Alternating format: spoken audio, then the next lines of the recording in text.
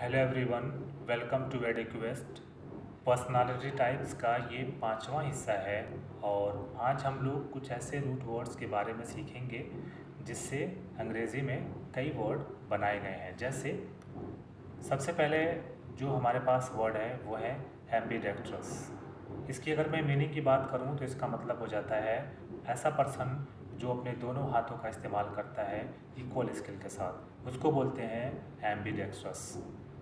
ठीक है, चलो अब मैं इसका ओरिजिन देखता हूँ तो मुझे जो चीज़ें मिलती हैं इसमें जो रूट वर्ड मुझे मिलता है वो है एम्बी। एम्बी के साथ जो मुझे मिलता है डेक्ट्रस, उसके अलावा मुझे यहाँ पे OUS भी मिलता है। अब मैं इसकी मीनिंग मैं लिखता हूँ पहले। यहाँ पे मुझे क्या मिला, मुझे मिला एम्बी, जिसका मतलब होता है बोथ।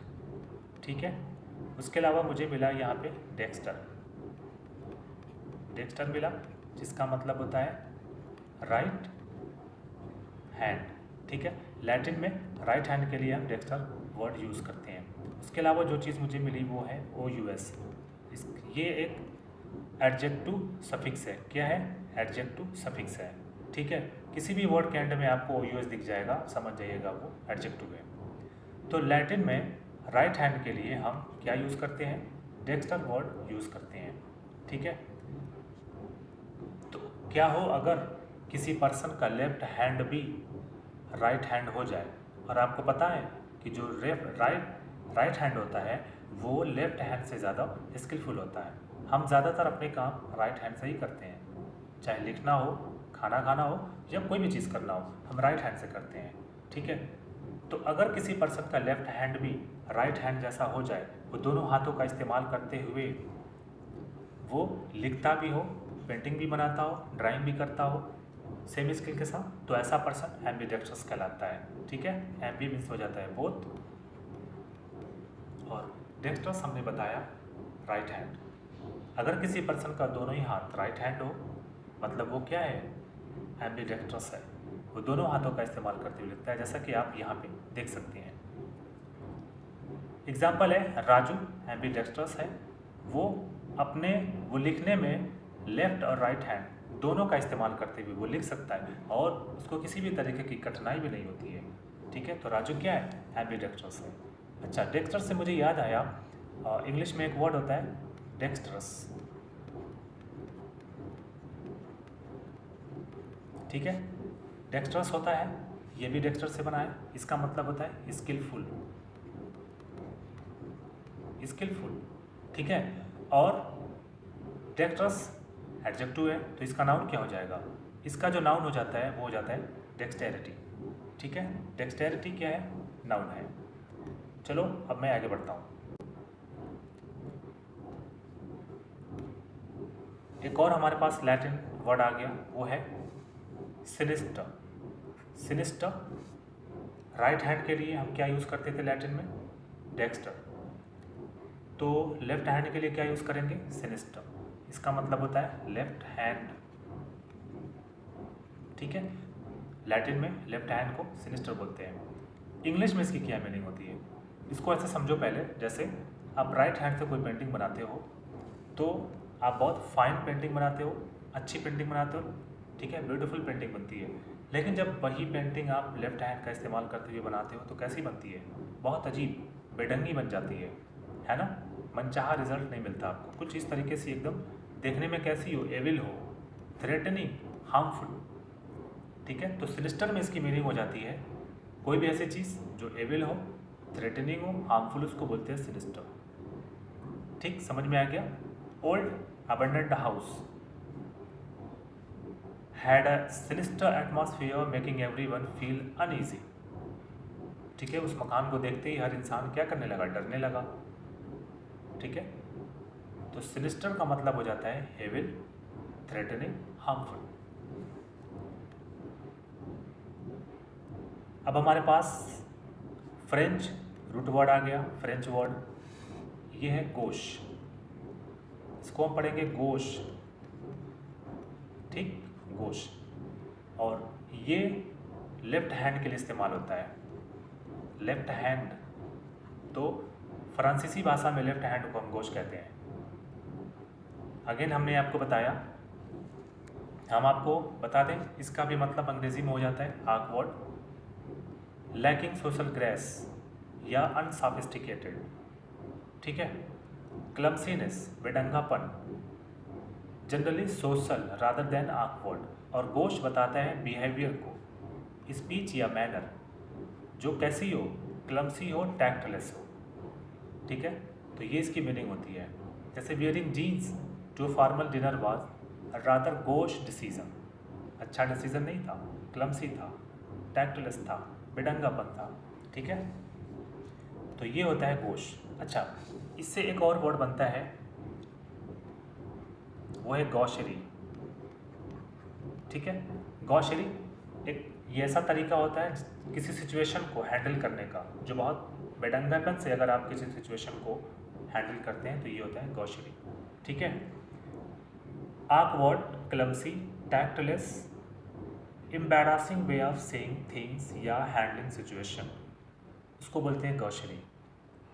और जो गॉश पर्सन होता है वो क्या होता है, टोटली विदाउट फाइनेस, ठीक है। तो ये होता है गोश। अब हम आपको बताते हैं एड्रॉइट के बारे में। एड्रॉइट, एड्रॉइट का मतलब हो जाता है स्किलफुल, क्लेवर, रिसोर्सफुल, ख़ास तौर से जो सिचुएशन को हैंडल करता है, ठीक है। इफ़िशिएंट कैसे, यूजिंग वंस हैंड्स इफ़िशिएंटली, या हाथ का इस्तेमाल आप इफ़िशिएंटली करते हैं तो भी उसके लिए भी एड्रॉइट वर्ड यूज़ होता है। इसका इस्तेमाल ये मेंटल शार्पनेस को भी बताता है, ठीक है। एड्रॉइट, एड्रॉइट पर्सन कैसा होता है, क्विक विटेड होता है, हाजिर जवाब, किसी भी तरीके का बहुत अच्छे तरीके से वो उसको आंसर आता है, उसको जवाब आता है, ठीक है। तो ये होता है एड्रॉइट पर्सन। जैसे यहाँ पे आप इस कुम्हार को देखो, ये कितनी बेहतरीन तरीके से इस बर्तन को शेप दे रहा है, उसको बना रहा है, कितना फाइन तरीके से वो इसको बना रहा है, ठीक है। तो एड्रॉइट ये बना है, इसका ओरिजिन जो है ये फ्रेंच वर्ड है ड्रॉइट, ड्रॉइट जिसका मतलब होता है right hand, right, right hand हमारा स्किलफुल होता है, ठीक है ना। तो एड्रॉइट का मतलब हो गया स्किलफुल, क्लेवर, और ये हाथ को अगर आप एफिशिएंटली यूज़ करते हैं तो उसके लिए भी, और जो क्विक विटेड पर्सन होता है, जो मेंटल शार्पनेस को रेफर करता है, Adroit. She gave an Adroit response, ठीक है। दी ये है एड्रॉइट रिस्पॉन्स, उसने दिया है किसको, जो इंटरव्यू करने वाले लोग थे, और पूरा पैनल जो है उससे इम्प्रेस हो गया था। यहाँ पे he is an Adroit artist. अब यहाँ पे एड्रॉइट आर्टिस्ट है तो वो चीज़ों को बहुत स्टनिंग तरीके से, पेंटिंग को विद फाइन डिटेल के साथ वो क्या बना रहा है, वो बना रहा है पेंटिंग को, ठीक है। तो ये होता है एड्रॉइट, क्लेवर, स्किलफुल को बताता है, क्विक विटेड पर्सन को रेफर करता है एड्रॉइट, ठीक है। मेंटल शार्पनेस को रेफर करता है एड्रॉइट, ये इसकी मीनिंग होती है। और ये आया है ड्रॉइट से, जो कि एक फ्रेंच वर्ड है जिसका मतलब होता है राइट हैंड।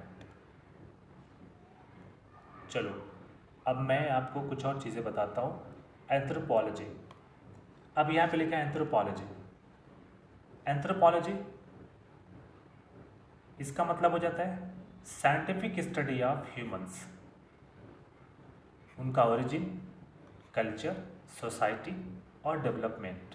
समय के साथ उनका कैसे ओरिजिन हुआ, डेवलपमेंट कैसे हुआ, सोसाइटी कैसे डेवलप हुई, कल्चर कैसे हुआ, इन सब की स्टडी करना क्या कहलाता है, एंथ्रोपोलॉजी कहलाता है। इसको अगर मैं तोड़ूँ तो मुझे मिलता है एंथ्रोपोज, मुझे मिलता है एंथ्रोपोज। क्या मिलता है, एंथ्रोपोज। हमने पिछली वीडियो में आपको बताया था कि इसका मतलब हो जाता है मैनकाइंड, मैनकाइंड। उसके अलावा मुझे एक और चीज़ मिलती है, यहाँ से मिलती है लोगोज, लोगोज जिसका मतलब होता है स्टडी, स्टडी वर्ड या फिर साइंस, स्टडी हो गया या फिर वर्ड या फिर साइंस, ठीक है। तो एंथ्रोपोलॉजी का मतलब हो गया scientific study of human, human race, human development की साइंटिफिक स्टडी को बोलते हैं एंथ्रोपोलॉजी, ठीक, example, she studied anthropology to understand how ancient civilization influenced modern history. आप इस पिक्चर को देखिए, आपको समझ में आएगा। चलो अब हम आपको बताते हैं कुछ और चीज़ें। फिलैंथ्रोपिस्ट, फिलैंथ्रोपिस्ट एंथ्रोपोज इसमें भी है, हमारे पास रूट वर्ड है क्या, एंथ्रोपोज, मैनकाइंड। अब यहाँ पे जो एक रूट वर्ड दिखेगा वो है फिलैन, ये बना है किससे, मैं बता रहा हूँ, PHILEIN, फिलैन, इसका मतलब होता है टू लव। एंथ्रोपोज मैनकाइंड, मैनकाइंड से लव करना, प्यार करना। और ये आप प्यार, ये प्रेम मैनकाइंड से जो आप करते हैं उसको दिखाते हैं कैसे, कैसे आप शो करते हैं, हम क्या करते हैं, डोनेट करते हैं मनी को, चैरिटेबल ऑर्गेनाइजेशन को, अपने टाइम को, अपनी एनर्जी को, रिसोर्सेज को, जो नीडी लोग हैं उनकी मदद करने के लिए, एजुकेशन में, हेल्थ केयर, सोशल वेलफेयर के लिए हम पैसे डोनेट करते हैं, तो हम क्या कहलाएंगे, फिलैंथ्रोपिस्ट कहलाएंगे। Bill Gates is a well known philanthropist who donate billions to global health and education initiatives। ठीक है, तो कोई भी इंसान जो समाज सेवी होता है उसको हम बोलते हैं फिलैंथ्रोपिस्ट। ठीक है, जो पैसों से, टाइम से, एनर्जी लगा करके लोगों की मदद करता है उसको बोलते हैं फिलैंथ्रोपिस्ट। अब हमारे पास जो प्यारा सा वर्ड है वो है गायनेकोलॉजिस्ट।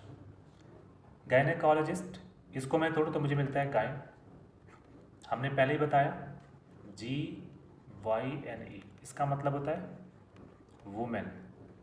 ठीक है, तो गायनेकोलॉजिस्ट ये एक फीमेल डॉक्टर होती है जो एक्सपर्ट होती है फीमेल रिप्रोडक्टिव सिस्टम की, जिसमें pregnancy, child birth, menstruation, fertility और हार्मोनल डिसऑर्डर को वो उसका इलाज करती है। ठीक है, इन सब की वो क्या होती है, एक्सपर्ट होती है, उसको बोलते हैं गायनेकोलॉजिस्ट। आप पिक्चर में भी देख सकते हैं, she visited a gynaecologist for a routine checkup in her reproductive health.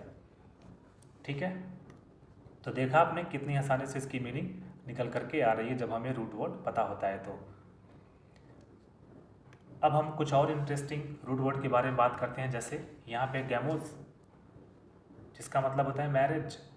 अच्छा, इस गैमोज से मोनोगैमी बन गया। अब यहाँ पे जो मोनो है, मोनो, इसका मतलब होता है वन। गैमो, गैमी जो है ये है गैमोज से, एक शादी, ओनली वन मैरिज, केवल एक शादी करना, मोनोगैमी। ठीक है, केवल एक पत्नी हो, एक वाइफ आपकी है तो आप मोनोगैमी करते हैं। अगर हम दो शादी करते हैं तो हम बाईगैमी करते हैं। बाई मीन्स होता है दो, बाई का मतलब यहाँ पे हो गया बोथ। ठीक है, दो पत्नी है, एक पत्नी आपके पहले से है, उसको बिना तलाक दिए आप दूसरी शादी कर लेते हैं, आप बाईगैमी करते हैं। ठीक, पॉलीगैमी, यहाँ पे पॉली का मतलब होता है मेनी, पॉलीज, इसका मतलब होता है मेनी।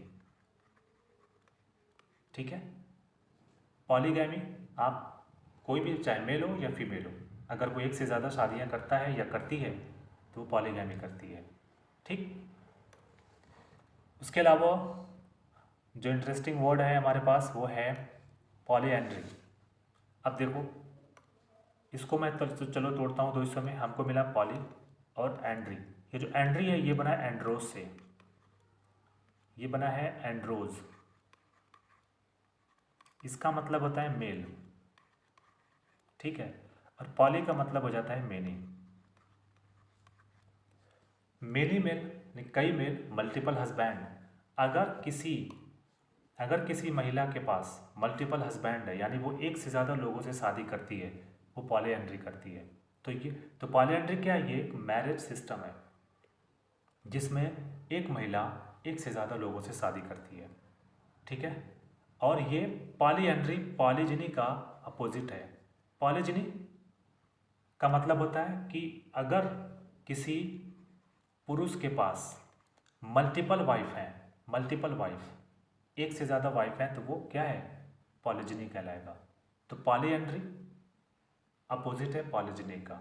ठीक, polyandry is traditional practice in some regions of Tibet. तो तिब्बत में हमें देखने को मिलती है पॉलीएंड्री, जहाँ पे एक महिला के एक से ज़्यादा क्या होते हैं, हस्बैंड होते हैं, मल्टीपल हस्बैंड होते हैं। ठीक है, तो उम्मीद करता हूँ ये चीज़ें आपको समझ में आ गई होंगी। आज के लिए इतना ही, फिर मिलते हैं नेक्स्ट वीडियो में। Thank you.